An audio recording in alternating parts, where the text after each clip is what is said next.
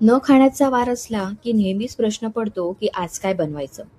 कारण जेव्हा नॉनव्हेज खाण्याचा दिवस असतो तेव्हा फक्त चिकन, मटण किंवा मासे हे एकच 3 ऑप्शन असतात. पण शाकाहारीच्या दिवशी मात्र भरपूर सारे ऑप्शन्स असतात.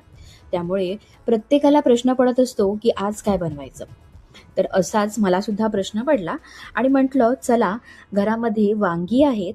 ती खरं तर मी कापं करायला आणली होती. पण म्हटलं आज वांग्याचं भरीत एका वेगळ्या पद्धतीने करूया. कारण मी नेहमी वांग्याचं भरीत हे कच्चं दह्यातलं वांगं मला खूपच आवडतं. तर त्याचा सुद्धा व्हिडिओ मी आधी दाखवलेला आहे. तर तुम्ही जर पाहिला नसेल तर तो सुद्धा नक्कीच पहा. तर अगदी सहज, साधं, सोप्पं असं फोडणी घातली.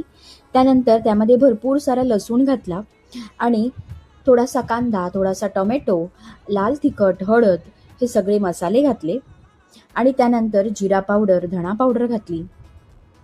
माझ्या ऑफिसमध्ये माझी एक मैत्रीण अशा पद्धतीने ही वांग्याची भाजी म्हणजे वांग्याचं भरीत घेऊन यायची. तर मला तिची त्यावेळेला आठवण झाली.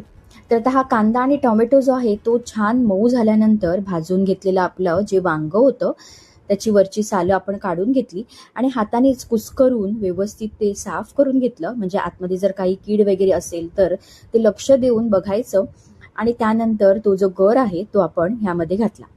खूप छान त्याचा स्मोकी फ्लेवर यायला सुरुवात झाली होती.